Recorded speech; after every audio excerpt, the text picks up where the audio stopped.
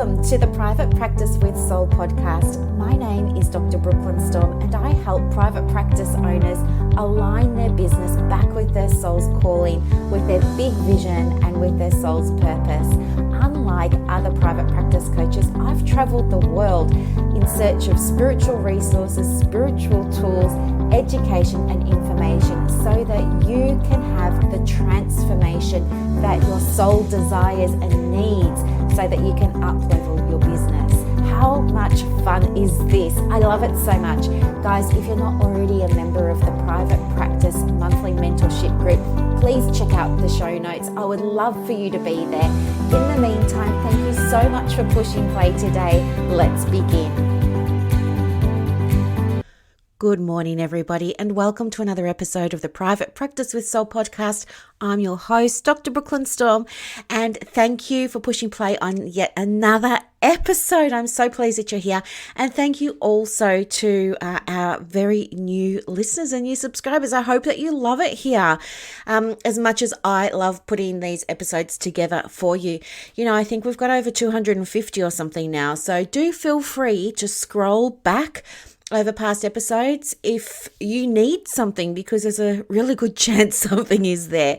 So today I want to talk with you about Facebook groups. Okay, this is a huge thing, and I think it's an underutilized way of building your visibility and generating inquiries. And if you're in private practice and you're struggling to generate inquiries, then this can absolutely be a fantastic tonic for that. Why? Because it lets people get to know your style. It gives you an opportunity to connect with people in an ongoing conversational kind of way. And that's really, really cool, because in our world, we're all about creating those deeper connections, right? So I'm not going to be the guru and tell you how you should do it, but what I can do is share my experience, because I want to be real and raw and honest, because I don't want anyone to be under any misapprehension that groups are the best thing in the world and they're so easy to do, because the reality is they're not. Now, if you've been with me for a while, you will know that I've had a number of groups and, some of them were more successful than others, but I think you have to be very, very, very, very clear about what your intention is before you start it. Now, the very first group that I started was called the Manifestation Playbook, and I started that because that was during the period in my career where I was rebelling against, the system. I was rebelling, and I was saying to all of the evidence-based proponents, hey, you should absolutely be looking at the woo, because there is so much overlap. Like evidence-based and woo, like anything in life, more similar than they are different. And so that's why I started it. I wanted to rebel, and I wanted to, I had a proving energy at that stage. I wanted to prove to everybody that this works. I wanted to prove that it was still grounded in science. I wanted to prove. So that was my energy. Plus, I just wanted to have fun with people who were also interested in manifesting at that time. And so I just started a little group. And you know what? It had maybe when you begin a group, you have to invite a couple of people into it so that, it is actually a group. So when you set it up, you need to be able to invite a couple of friends on your friends list. So that's what I did. I invited a couple of people in on my friends list, and then we just started playing with all these different processes and tools for manifesting. And before I knew it, people were saying, oh, can I bring my other friend? She'd really love this, and he'd really love that, and they'd really love this. And so the group kind of grew, and I think it sort of capped out at about 400, which to me just felt like so many people, because I was thinking to myself, oh, if I had 400 people in an auditorium and I was talking to them about manifesting, that'd be quite a big audience. And that felt so good. What happened then, though, was towards the end, so I had the group, I think maybe 12 or 18 months. And it was just a member was joining, every couple of days. It was very slow growth, but there was a lot of activity in that group. It was highly engaged. Everyone was sharing their results. I was running challenges all the time, free things all the time, paid things all the time. And it was just a high vibe place until I moved, more into, well, how can I make this group feel a little bit more businessy, because I'm preparing to leave psychology. So it was a few years ago, and what I did was I signed up for another coaching program. I signed up for a group coaching program on building out your Facebook group.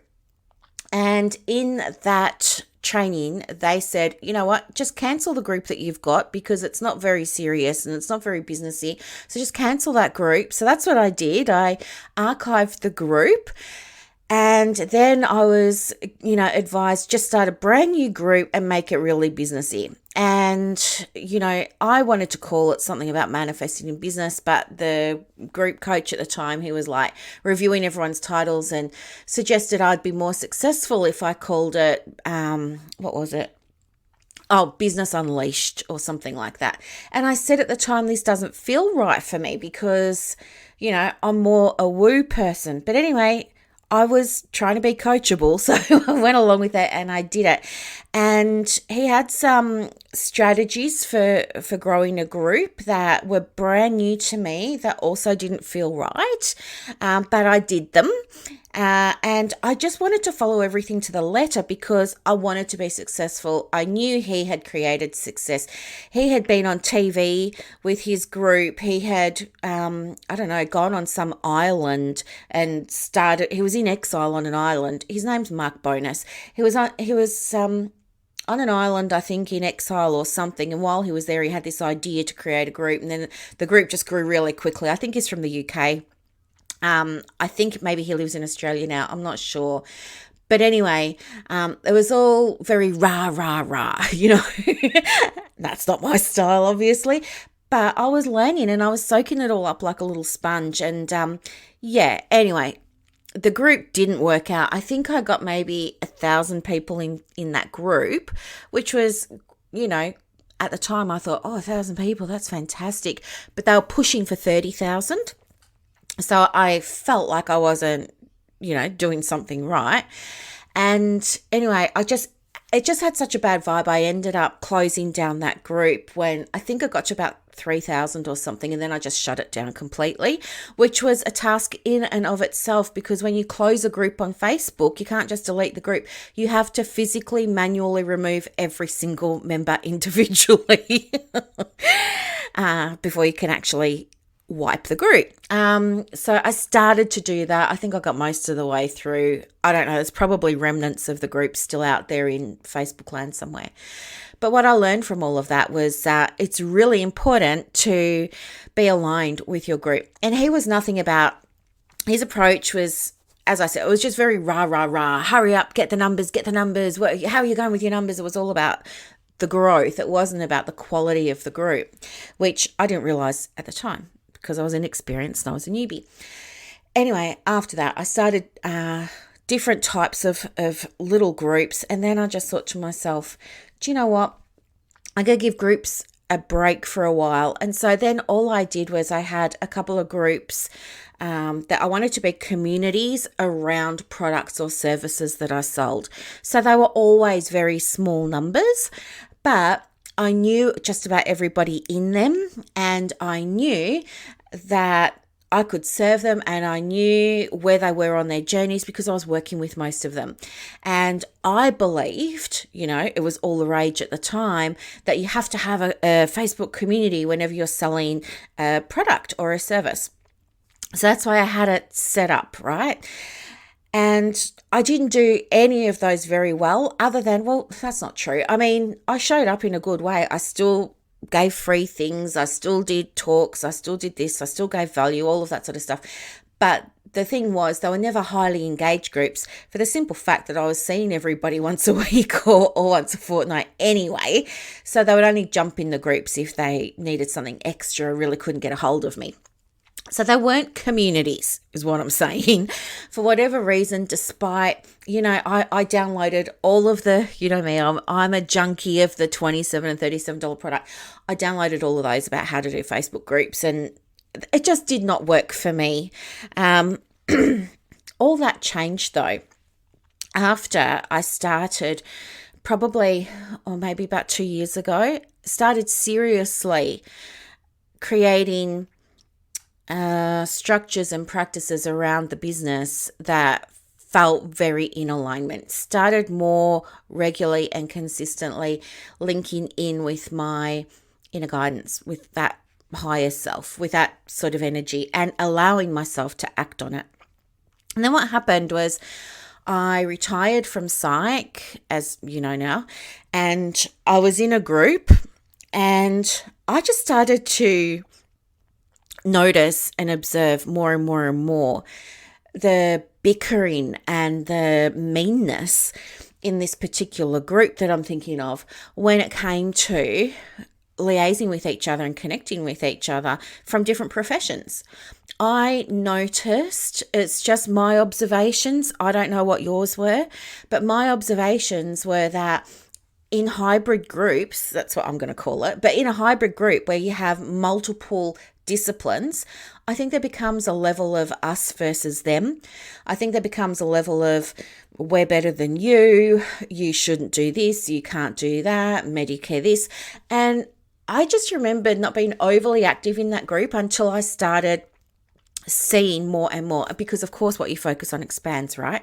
So then it was like every day I would just dive in there quickly, not comment or post or anything, but just go in and observe. And I think to myself, this is horrible. Like, I can't believe the way some people lord it over each other. And is this really what we're all about? And the nastiness that was coming out of the vitriol, I was like, this is not right. And to my way of thinking, it wasn't until recently that started to get handled well. But I remembered being then identifying it as a counselor and being on the receiving end of comments that some people were making, mostly women, were making about counselors and to counselors and all of this sort of stuff. And it really bothered me to the point that it motivated me to want to do something about it. So then I started posting in that group about things like Medicare and about things like equality and stuff like that. And I started to get a bit of momentum and encouragement from the feedback that I got from those posts privately and publicly on the post itself.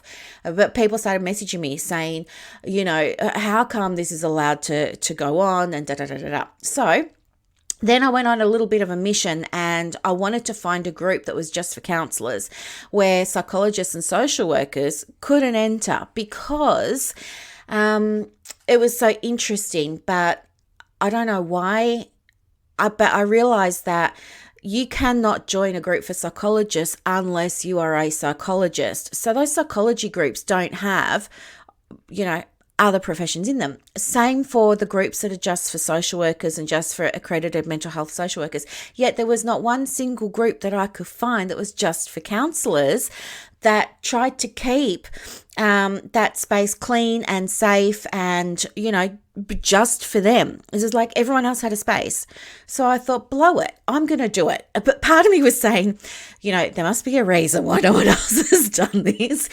But then I just thought, no, I'm going to do it. So that's what I did. And I set up this group just for counselors. And you know what? In the beginning, it was slow growth. Like I don't have my phone in front of me, but I think I've only had the group about 18 months now. It was slow growth at the beginning, really slow growth, because of course you can't advertise it anywhere. You can't promote it anywhere. And I was thinking, that's all right. I trust that word of mouth is going to spread here. And then what happened was I started doing a bit of paid advertising and letting people know, this is available and that's available. By paid advertising, I mean going into another group on Facebook where my, counselor audience was, and asking admin, for permission to do a promo post and checking what are the rules and how do we do this and all of that sort of stuff. And I did that. And that's how I drew awareness to the fact that I had this group. And anyway, so the group kind of grew, and to be honest with you, the numbers, they always come in small. For me, my history with groups is the numbers always just sort of trickle in. And I remember I was attracting maybe 2 or 3 people a week, if that. My welcome posts were to, 2 or 3 people, not to 30. And I was showing up, I was delivering, I was doing all of the things. And, for a while there, I was thinking how much I loved being in my group. But the other part of me was thinking, but I know there are so many counselors out there. Where are they? And how come they don't know about me and what's going on? So that was in the back of my mind. But then I just decided to really lean into my message more. And so for that reason, I created a manifesto for the group and I shared it with the group, and everybody loved that. And that resulted in more people understanding my vision for the group. And from there, people started to invite friends in, more friends in. And so then it was a very slow growth. And then all of a sudden, it just exploded. I remember one day I was sitting there and I was tracking my numbers. And then it was like there were an extra 100 requests to join the group. I'm not joking. That was legit. 100 requests on the nose. It was that exact figure, not 97, not 105. It was 100 new requests. And I remember thinking, oh, this must be a mistake. Like, where have all these requests come from? And so I was approving them. And I went into the group, later that day, and I said, hey, we've just had 100 people join. How did everybody find out about the group? And it turned out that somebody went and shared it on their page in a group that they run. And I had no idea about this. It was a group for counsellors and other professions, but this lady had gone and mentioned in the comments on somebody was asking about private practice or something. This lady said, oh, you should go over to Brooklyn's group. Here's the link. And she'd shared the link and 100 people came over. And that was the start of the group growing, because what happened was I was showing up in that group every single day, and every time somebody made a comment or a post, I would go in and I would like it and I would reply. I would like it, I would reply. I would like it, I would reply. So it was always me sort of doing the heavy lifting in that group until the numbers got to 300. And 300 is the magic number because once you have 300 in the group, well, this was my experience, the group just took on a life of its own, honestly. I was able to step back. They all started commenting on posts instead of me. They started posting instead of me asking them to post. They all started supporting each other, sharing resources, and it became a community when we hit the 300. So it took maybe, I want to say 9 months to hit the 300 mark. 9 months. It's now currently at 1,200, and that's without any advertising or anything like that. It just grows now out of word of mouth. But I wanted to share this with you. Oh, and we've created like this really, really, really, really beautiful supportive community. And guess what? Every single day I go into that group to check on everyone, make sure everyone's okay, feeling supported. But you know what? I have to do a lot less now because they're all supporting each other in a way that's really, really beautiful that I haven't seen before. And so many of them comment that this is the best group and that they feel so supported here and that they love the resources here and that they've referred a friend. And every day I see, Jane Doe has invited John Doe and Brett Doe and Stephen Doe and Melissa Doe into the group. They're constantly inviting people in.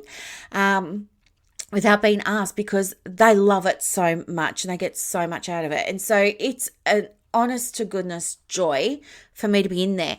And from a business perspective, because this is why we have groups, right? When you are running a business, your business group is an asset. So you have to understand it's an asset and you have to treat it like that. This is an asset for your business, and you have to treat it as if it is part of the business.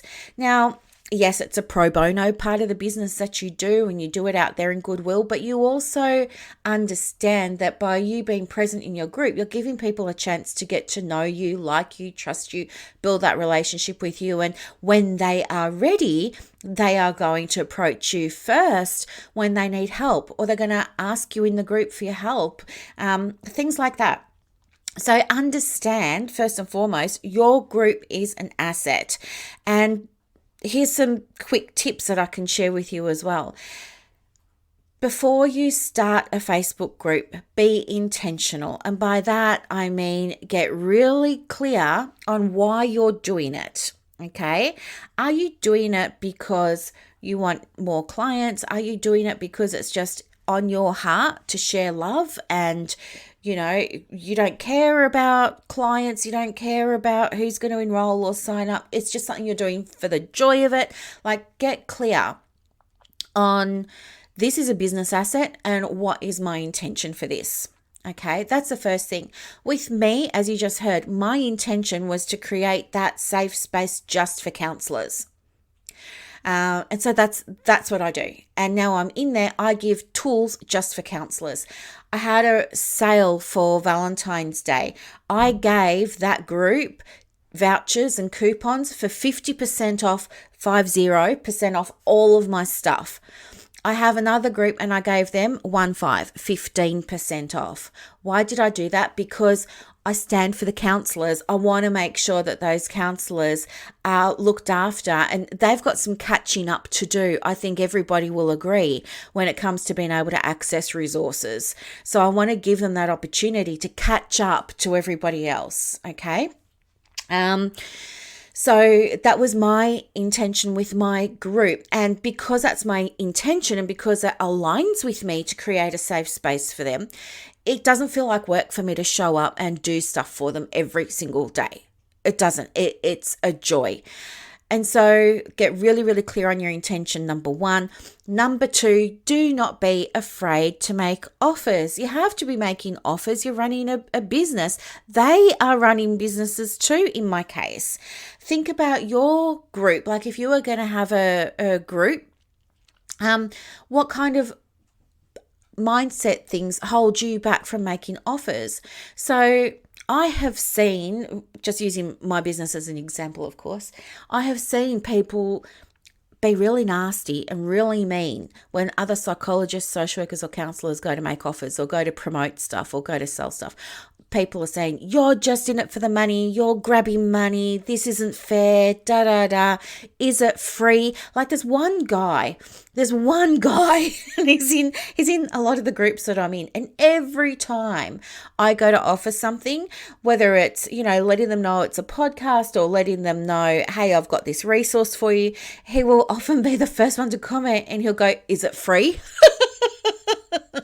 I just think, okay. And then, do you know what? I say, yeah, this is free, or no, it's not. And do you know what?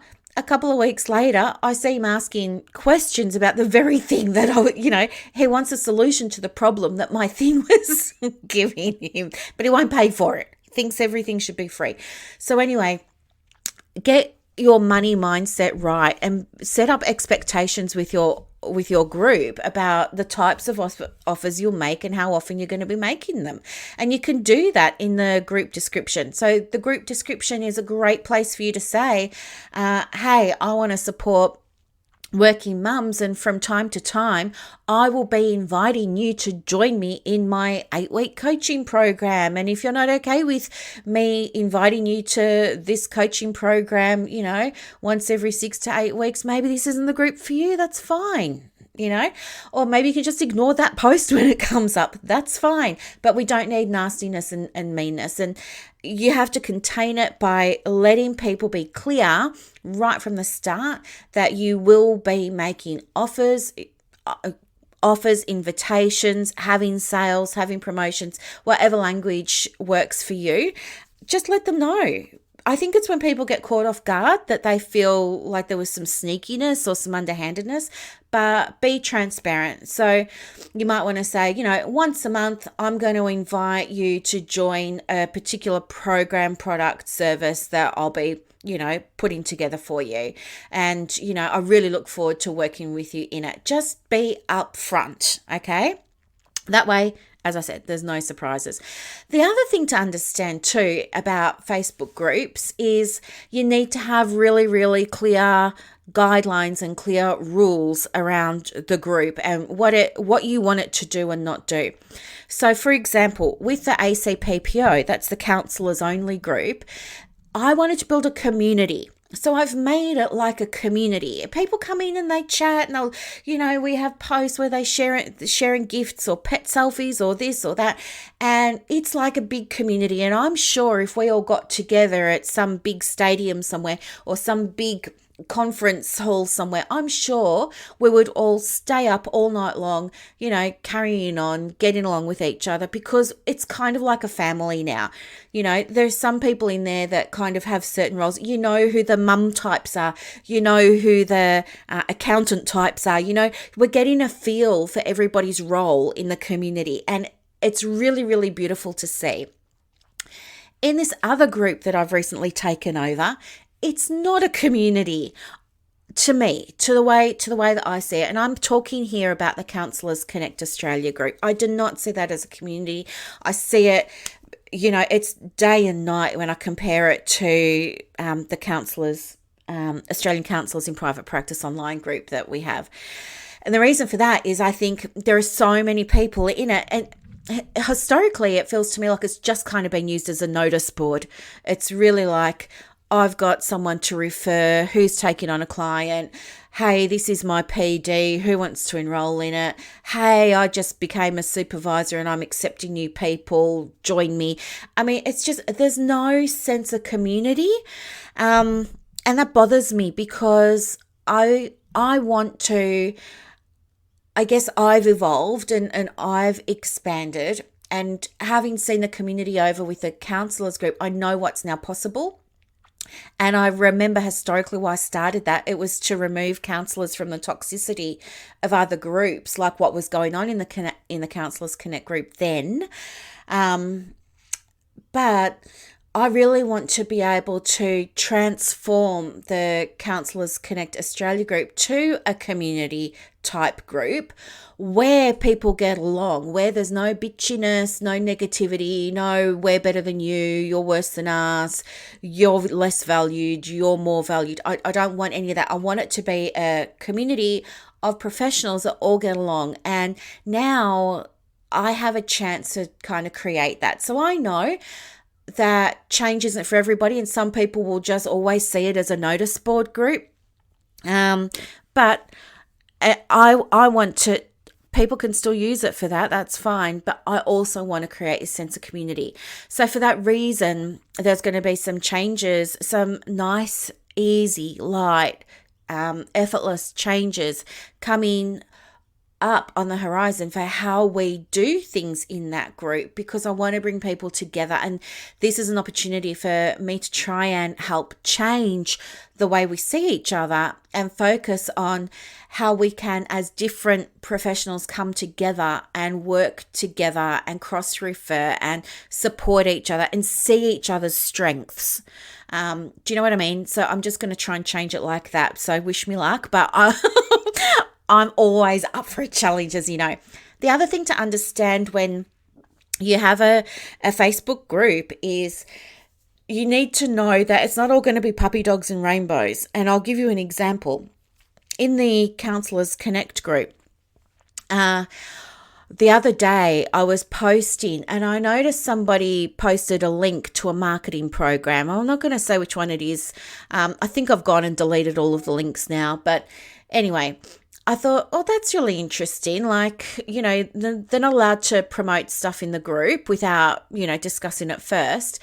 So I clicked on the link and I was like, yeah, this doesn't feel right. And then I clicked on the profile of the person who posted it, and guess what? Fake profile promoting somebody's private practice marketing. So of course I deleted it straight away.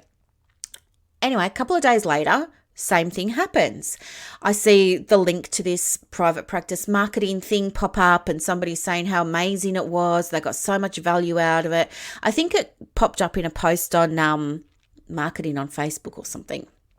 And I thought, oh no, here we go. So I clicked on the profile that had posted it, and again, fake profile. How did I know it was a fake profile? That's a whole other story. Just call it research. Remember, I've got a PhD, so that's 7 years learning how to research. I know how to research. So anyway, deleted that profile, blocked it from re-entering, all this stuff. And then I thought, I'm actually going to go back through the group. And do you know what? I found over 15 instances of this happening, each time with a fake profile attached to it. So anyway, I've decided now that I'm going to have to go back through every single profile in that group and make sure that there aren't any more fake profiles, because we don't want that. So group quality is so important. All right. Now, in the counseling group that I've got, in the Australian Counsellors in Private Practice group that I've got, people answer membership questions to join there, and they have to answer those questions or they don't get to come in. And one of those questions is, are you a counsellor, i.e. not a social worker, not a psychologist? And everybody says, I'm a counsellor. But guess what? Every now and again, somebody will be responding. So this happened a few weeks ago. Someone was talking about going to doctors' clinics to do meet and greets and stuff like that, and what should they take. And so we're having that conversation. And the issue of Medicare came up, which we're not allowed to discuss in my group because it's divisive. So I didn't want that in our group. So we don't talk about that. It doesn't apply to counsellors. So I was thinking, why has this come up? Why is somebody talking about Medicare? And then somebody else responded to that comment on Medicare and said, I'm a social worker, blah, blah, blah, blah, blah. And then somebody else said, yeah, and I'm a psych, blah, blah, blah, blah, blah. So I had to remove those women from the group. And do you know what? Both of them contacted me and said, have I been banned from the group? And I said, well, yes, you have, because you lied. You said that you are not a social worker, or in the other case, you are not a psychologist. And you are. And you've been seeing posts every single day just for counsellors, and talking about how we're a community just for counsellors and not for the others. And you didn't say anything. You didn't say, oh, I think I'm in the wrong place here, Brooklyn. I'm just going to excuse myself. You stayed. And, that's not okay with me. So, yeah, you're out. And then they're like, oh, no, but I'm not a social worker. And I said, well, have a look at this. And I had screenshotted where she'd said she was a social worker and the other one said she was a psych. And I said, here you go. Like, are you lying then or are you lying now? Like, either way, this is not good energy and this is not what we want in the group. So I had to get rid of them. And every now and again, that happens where somebody's just making a comment on a Facebook post and they'll let it slip that they're a social worker or a psych in the counselling group. And so I have to delete them. So be aware. You need to stay on top of your screening, because you want the group to be, what's the word? I want to say authentic, aligned, genuine, honest. You want the group to be, honest, I guess. And if you're saying, in my case, this is a group just for counsellors and I'm doing everything I can from my side to keep it just for counsellors, but people are lying on the application, that's, there's always going to be people that fall through the cracks, but you have to handle it. And it's the same in this other group that I look after, the Counsellors Connect Australia group. Now I'm aware there are fake profiles. I will have to go back through all of the profiles that are in there and clean up the group by getting rid of those fake profiles. Okay. So be on top of maintaining the quality. That's what the word I was looking for, the quality of your group. Because guess what? If there's not good group quality, you will not grow the group. And what impact is that going to have on your business? Okay. The other thing is, from a business perspective, if you are intending to invite people to work with you, which is the point of you having a group as a business owner, what's the point of you selling to fake profiles? A fake profile is not going to download your product or purchase your product. Okay. So do be mindful of how you envisage keeping your group to tip-top quality, to the best of your ability, and map out some way of doing that. So for me now, every Sunday, I'm going to, have a look at 200 profile pages and just check that they're all legit, and any that aren't are getting removed. It's that simple. The other thing too is don't focus on the number.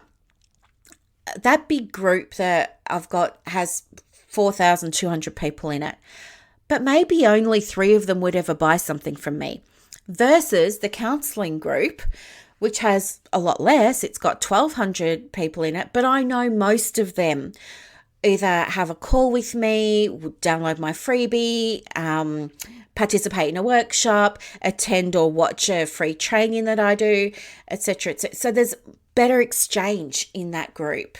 Okay, so be aware of having a really, really good group quality. It's not about the numbers. It's much better from a business perspective for you to have 300 in the group where 30 people will take up your offer of an invitation to talk with them, than it is to have a group of 3,000 and nobody takes up your offer because it's full of fake profiles, or you bought members or something like that, right? So that there's some of the icky bits. The other icky bits of having a Facebook group are just managing conflict. So you need to remember it's not about you. It's about anytime a conflict comes up, step back, go and check your group rules. Is this something that's important enough for you to go and update the group rules? Because you can absolutely do that with your group. Or do you also want to update the group description? And then the other thing to help you grow your group is, let people know that you've got it. And there are some free ways that you can do that. You can let people on your email list know, on your podcast know. You can update your Facebook banner, your heading banner on your profile, on your personal profile, on your business page, to let people know that you've got a group. On your business page, you might change the button from a booking button to a button that says visit group. People are more likely to visit your group and sort of stand back in the shadows and watch you do your thing than they are to cold call you because they've never heard of you. They don't know who you are. So it's a gentler way for people to get to know you. Okay. So just think about why you want to start a group, create a plan. That plan can be a posting schedule, but I think you really need to break down your intention into what that's going to look like each quarter, each month, each week, and go from there. And you know what? You can build a really, really beautiful asset for your business that you love working with. You can let go of all those groups that you're not really getting any value from. And you get to help the people that you truly, really, really want to help in a way that feels good. Like being in my groups is just, it's a freaking joy for me. I love it so much. I really do. And I hope that people in my groups feel that I love being in there because that's what I want, because I love helping them. So anyway, there's some tips and some insights into what it's like from the beginning stages through to when you've got thousands in your group, just from my experience. And there'll be other people who've got different experiences as well. Oh, the other thing is, I kept my groups to Australia only, or people who were migrating, from other countries to work as counsellors in Australia. I know there are some other groups for psychologists and allied health and social workers and counsellors and that. They accept all requests to join the group. And I know that because I was a moderator for 2 of them. And a lot of the time, those members come from developing countries. And so again, that helps somebody's numbers fluff up, but it takes away from the quality of that group, and it takes away from the interaction of that group, and it takes away, like, those people just had a different intention. Their intention was to build numbers, and that's how they do it. You want to be mindful of who your audience is and who you really want to be serving. So when you start your group, you get to ask 3 questions.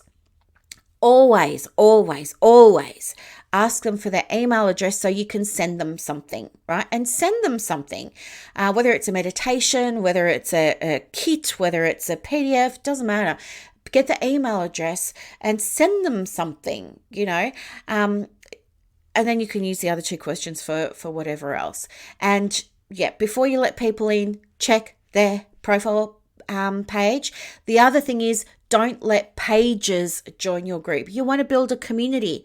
So that's, again, the difference I can share with you from my Australian Counsellors in Private Practice group versus the Big Counsellors Connect group. In the Big Counsellors Connect group, there's a lot of pages that have joined, and those pages only want to join to promote. Whereas, and they're not participating. They're not being community members. They're not giving or anything like that. They're just that they wait for the promo days and then they promote their stuff. That's it.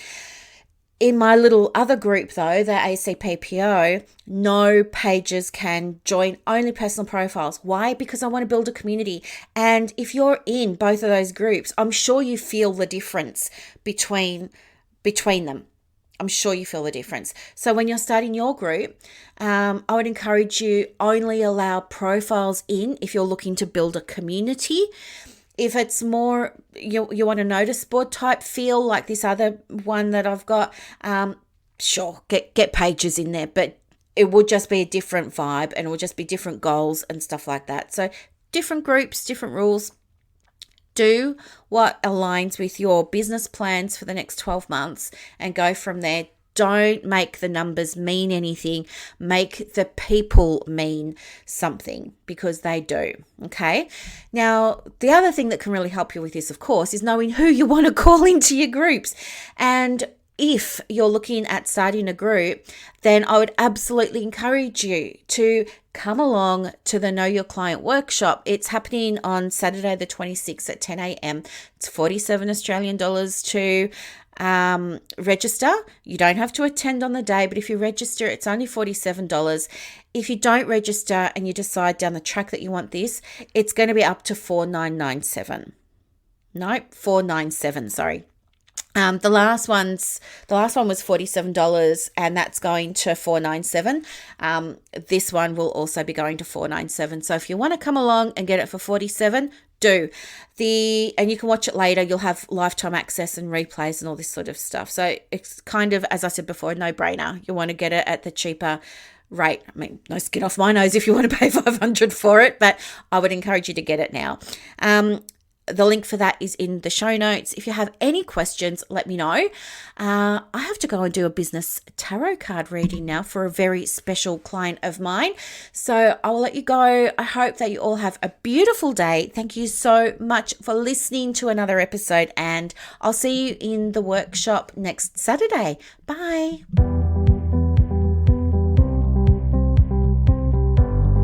Thank you so much for listening to this episode of the Private Practice with Soul podcast today. If you're looking for clarity, if you need help with branding, your processes, and bringing everything into alignment with your soul's purpose for your private practice, head to the show notes and click the link for more information about the Private Practice Monthly Mentorship Group. You are going to love it. I can't wait to see you in there. Thanks so much for listening. Bye.